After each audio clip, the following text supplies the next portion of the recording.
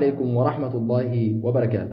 قال الله جل في علاه: إن الله وملائكته يصلون على النبي يا أيها الذين آمنوا صلوا عليه وسلموا تسليما.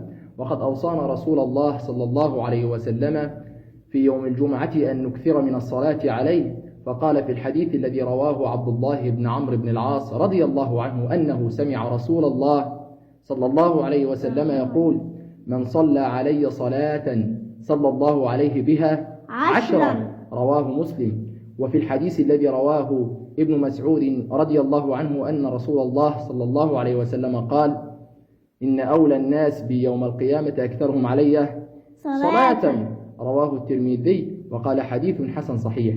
ولا تنسى أن تمدح رسول الله صلى الله عليه وسلم ولا تخش في مدحه أحدا، ولكن دع ما ادعته النصارى في نبيهم واحكم بما شئت مدحا فيه واحتاكم، وانسب إلى ذاته ما شئت من شرف، وانسب إلى قبره ما شئت من عظم، فإن فضل رسول الله ليس له حد فيعرب عنه ناطق بفمه.